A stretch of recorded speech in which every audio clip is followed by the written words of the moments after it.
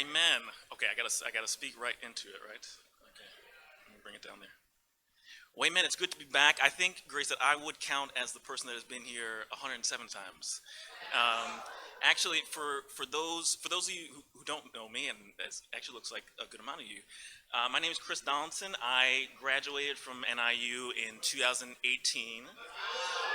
Um, And I actually was here before this building was here. So each time I come back, I look up at this spot right here because I remember this was the spot that I said, I'm getting out of here. Because I spackled that spot right there and I thought, this is too much. Okay, some sacrifices are just not worth it. We're going to talk about sacrifices, but some of them are not worth it. Um, but it's good to be back. I've actually not preached in a while, so if this is no good, then you can just blame Phil, and then you'll be fine. So we'll jump in here, and we're continuing a series that you guys are in called Poor.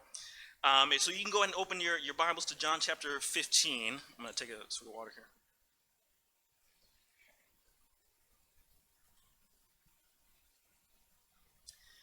And this morning, we're going to do a few things this morning. We're going to look at John chapter 15 and kind of consider here what Jesus' admonition of to love one another and what does it mean to lay down your life for one another. And hopefully, and later on, we'll look at Luke chapter 8 and switch gears and ask ourselves, what does that look like day to day? What does it look like for us to lay down our lives on Monday, Tuesday, Wednesday, Thursday, Friday, Saturday, Sunday? And hopefully we'll get a clearer picture of what that is.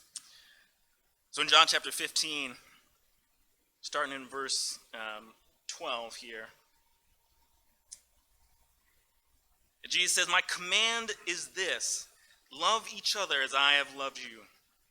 Greater love has no one other than this, to lay down one's life for one's friend."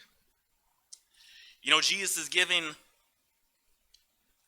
he's sitting with his disciples and he's giving them a long speech of such because he knows that in a few hours he's going to the cross. That he's pouring into them one last time. And if you were the disciples sitting at the table with him or sitting at his feet, what would you have thought hearing this love one another? You may have, if you're sitting there, you're thinking, that's a great command. For them, I imagine they were sitting, why on earth are we hearing this another time? Because Jesus over and over again, through his words and through his actions, was constantly telling them to love one another. Love one another as I have loved you. In Matthew 22, he tells them what is the first greatest command is to love God. What is the second greatest command? Is to love one another. And what can we glean from this? That the central command of Jesus to his followers then and to his followers now is to love one another. And the nature of that love means to sacrifice for one another. You know, I want to take an aside here and say, and kind of underline the point that Jesus' central command was to love one another. That the point of why he came, the point of why he called the disciples then, the point of why he calls you and us, is to go and to love one another. You know, and if we're not careful, the point of our discipleship, the point of our Christianity can morph into something else. You know, whether it could be a myriad of things. I am a Christian, therefore I believe this certain type of politics. That is the point of my discipleship. I am a Christian, therefore I think this way about those people over there, or I think this way about this thing here. My Christianity is about my piety, how good I can be. But over and over again, we see Jesus' central command, the central teaching of his words and his life was to lay down our lives and to love one another. That is what he taught above all. It is good to walk the walk and talk the talk. But a disciple is recognized by their love for one another. We go on here in verse 13. Jesus says, greater love has no one other than this, to lay down one's life for one's friends. You know, Jesus gives them this command here, and later he's going to give them kind of the ultimate example of it. He's actually going to physically lay down his life for these men. And they're going to get a taste of what this actually means. You know, if you're anything like me, I love a good story. I love movies, although I don't watch that many. I have a son, and we watch Lion King over and over again, which is actually very nice. It's better than many things you could watch, anything he likes. But I like a good story. I like a good book. I like a compelling story, and a lot of stories. Especially, so my wife likes, or my son likes Lion King. My wife likes romantic comedies, which I can't stand. And she's not here, so I can say that out loud. But one of the things, at least that I get from romantic comedies, is that when you're in love should essentially be a little bit easy, right? It is natural to give to one another. Right, it is. Maybe there'll be a few bumps. I'm thinking about some romantic comedies in my head right now. Maybe there'll be a few bumps, but true love is just easy. And the truth is, we should know that that is not true. Right? If you have kids, you know this is not true. I love my son, and the truth is that if he were here, you would know it because you would be able to hear him. I love him immensely. He is a tornado. But I love him despite that. It takes work to do that. I love my wife. But it takes work and intention for us to maintain that love. You know, sacrifice, as Jesus says here, and as he'll show us in a few chapters, love, thus sacrifice, takes intention and work. If we're truly say that we love one another, we're going to have to sacrifice for one another. You know, you think about your own friendships and your own family right now. You sacrifice whatever it may be for your friends and your family. You sacrifice for your significant other. True love calls for sacrifice. And not just in our relationships, in the most intimate relationships, but the relationships in this room between brothers and sisters. And that sacrifice sometimes is going to be heavy. We're going to sacrifice means that we have to sit with one another in dark moments. You know, about 3 years ago, our first daughter was stillborn, and I remember even now that I had 4 guys that would listen to me talk over and over and say the same thing over and over for 3 straight years. They sacrificed for me. Sacrifice means we've got to be gracious to one another. I imagine in a room like this, there are many, many differences. And at times, feet are going to get stepped on, feelings are going to get hurt. Grace has to be extended. Grace and love has to be extended.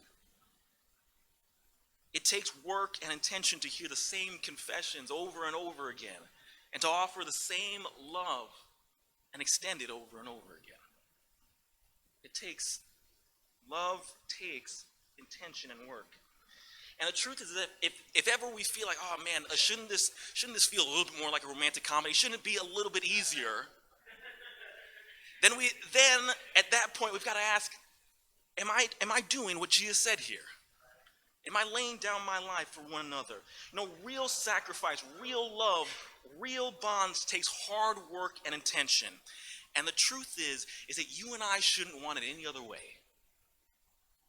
We shouldn't want it any other way. We shouldn't want it to be easy. To give ourselves, to give grace and love, to sacrifice, to lay down our lives, to take someone a coffee when we know they've had a bad week, or to sit and hear a sad story, to hear hard times.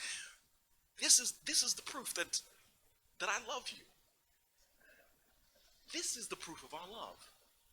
To hear someone trust us enough to confess a struggle that they've been enduring for years.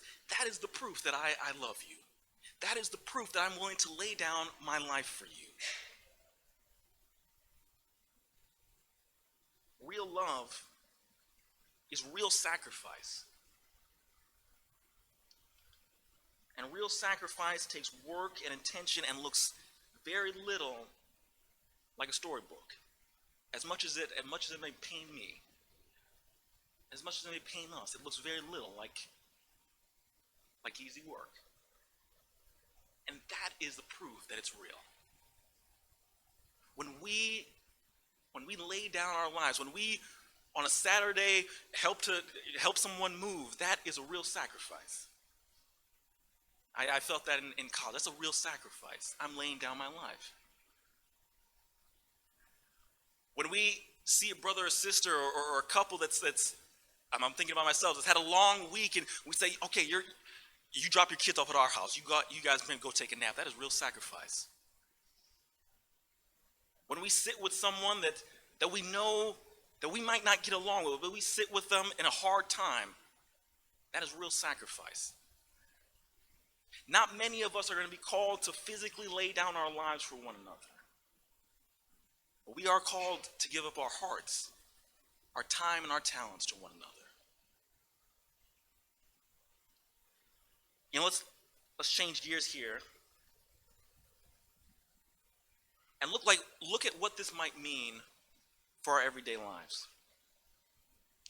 Because not every day is going to be filled with sitting with someone in a hard struggle or hearing a confession. Most days are just boring. And what does it mean to give up my life on the boring days? And for that, we're going to turn over to Luke chapter 8 and ask, thank you, Levin, and ask, what does a life of inconvenience look like? In Luke chapter 8, starting in verse 40,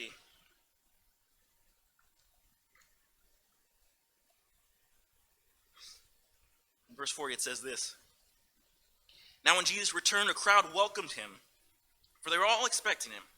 Then a man named Jairus, a synagogue leader, came and fell at Jesus' feet, pleading with him to come to his house because his only daughter, a girl of about 12, was dying. As Jesus was on his way, the crowds almost crushed him. And a woman was there who had been subject to bleeding for 12 years, but no one could heal her. She came up behind him and touched the edge of his cloak, and immediately her bleeding stopped. Who touched me? Jesus asked. When they all denied it, Peter said, Master, people are crowding and pressing against you. But Jesus said, someone touched me. I know that power has gone out from me. Then the woman seeing that she could no longer go unnoticed, came trembling and fell at his feet. In the presence of all the people, she told why she had touched him and how she had been instantly healed. Then he said to her, Daughter, your faith has healed you. Go in peace. Let's stop right there. Jesus here is on his way. He's on his way to do something completely different for someone else. And you got to imagine Jairus is probably not that far away from what's going on here. And he turns around and sees Jesus has stopped, and he knows in his head there's a ticking clock in his head that he has a daughter that is dying. You can only imagine how upset he might have been. That, oh, Jesus, come on. What's going on here? That Jesus would have allowed himself to be inconvenienced by this woman. Would have allowed himself to be sidetracked from what he was doing to help this woman almost incidentally. How do we live? How do we show sacrificial love on a day-to-day basis? And the truth is that, like Jesus here, we got to be willing to be inconvenienced by one another. Jesus was willing to be stopped in the middle of what he was doing to help this woman that he assume he never met and probably didn't meet again after this. But she was looking for help, and he was willing to stop. What are some principles that we can take away from this? Living a life of inconvenience means that we have to look up from our own lives. And a life of inconvenience can just as easily lead to miracles.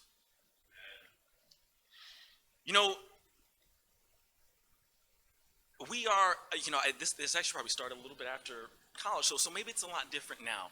But I have never heard as much kind of self-care, self-care talk as much as I've gotten in the last 5 years. And I think a lot of it is good. And we should take care of ourselves and do the things that we like.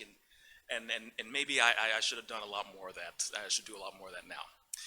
But the truth is that if we're not careful, what happens is we end up protecting our own peace at the sacrifice, at the risk of other people.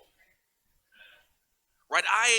I take care of myself and I protect myself, and I have no time for other people because of that. Maybe so and so is choose in a loud way. I just easily never have dinner with them. I easily never have a meal with them.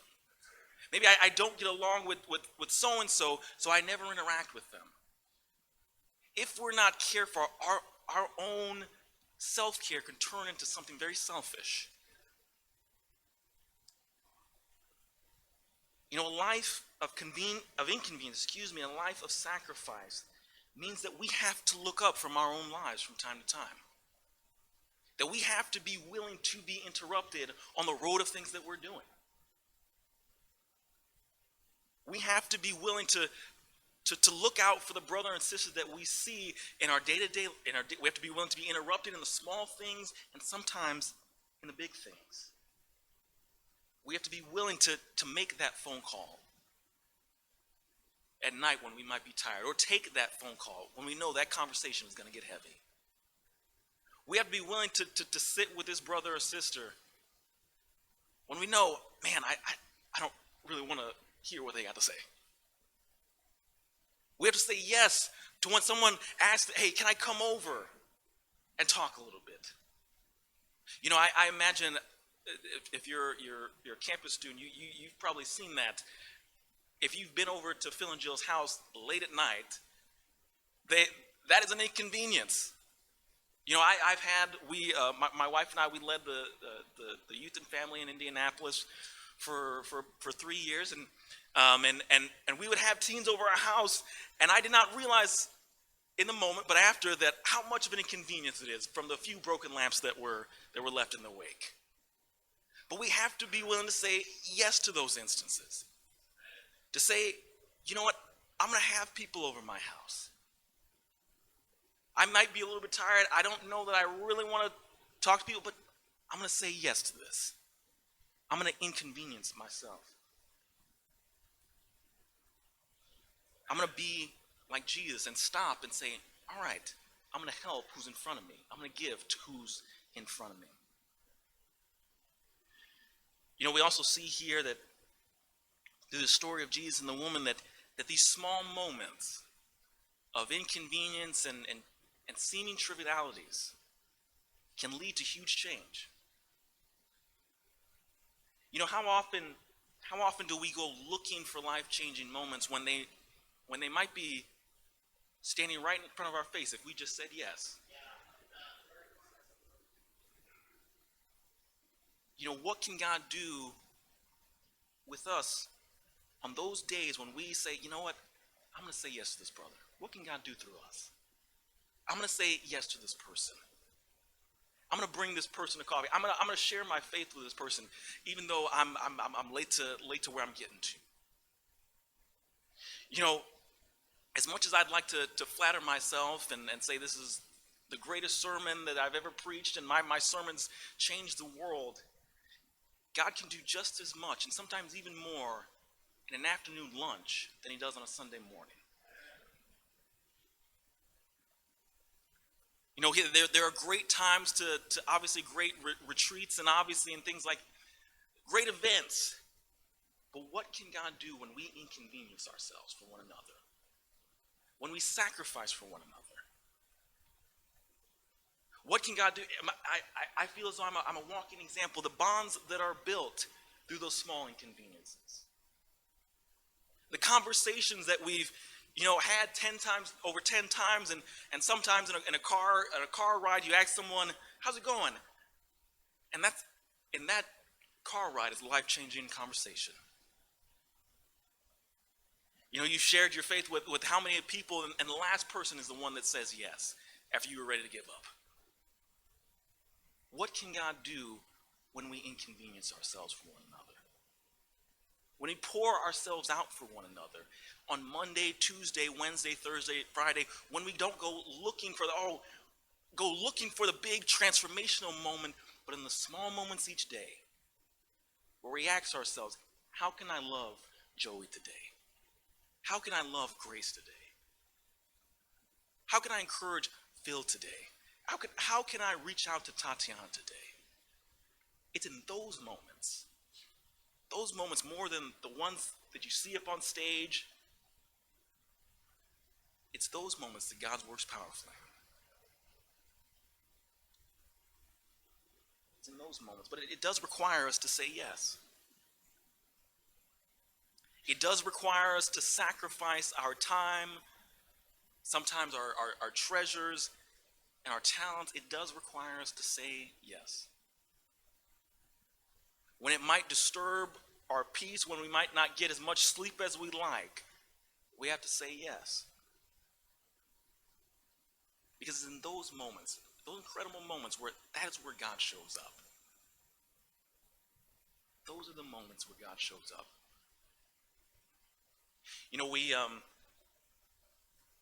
I mentioned about 3 years ago, we have two kids. Essentially, I have a 2-year-old son, and our first daughter was stillborn.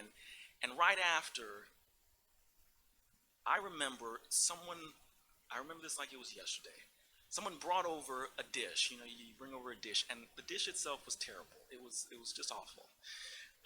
And we actually got sick. We've never said this to this person, and we will never say it to them. But it was not the dish that they brought over that made such an impact. It was the fact that they had come over a few days before, while we were still in the hospital, and had cleaned our entire house before we got in there. And then they came over again with this awful dish. And I have to underline that, because I can't say it back in India because they're there in the congregation. And that it was this moment that I knew that God had given me a home. That they had laid this dish down and given us a hug, and and I'm about as raw as can be, so I break down and cry. And this moment, I remember the rest of my life as a moment that God had showed up, because that person said yes. They said yes to coming over and cleaning our not clean house. They said yes to making a very bad lasagna, and they said yes to stepping into the worst moment of our lives. And God worked through them incredibly. It requires us to say yes. Miracles require us to look up from our own lives and think about what God might do when we say yes. As we come in for Landon here, real love that pours itself out for brothers and sisters, love that pours itself out for those that are in here and for those that are not in here, that will hopefully be in here one day, requires sacrifice. It requires us to lay down our lives. It requires us to inconvenience ourselves when I guess that's the definition of inconvenience, when we don't want to be inconvenienced. It requires us to say yes to one another. It requires us to listen to the same stories over and over again. It requires us to hear the same confessions and to share our faith over and over again. It requires us to say yes. And this is the example that Jesus gave us. Jesus, I think it is the greatest, one of the best moments of the Gospels, when he is begging God to take the cup away from him that he's about to drink. And it shows you that Jesus knew what was in front of him, and he did not want to do it. Which for me, in kind of a cinematic moment, makes it all the better. Because now Jesus is like me. To look a sacrifice in the eye and say, I really don't want to do this, but to do it anyway. And thus, because he looked a sacrifice in the eye and said, I don't want to do it, but did it anyway, it led to the greatest moment in human history. Now that moment will never be topped from here on out to the end of time. But God can work through us when we look a sacrifice in the eye and say, I'm going to lay down my life anyway. I'm going to pour into this person anyway. And this is what it means to lay down our lives for one another. Amen? Amen.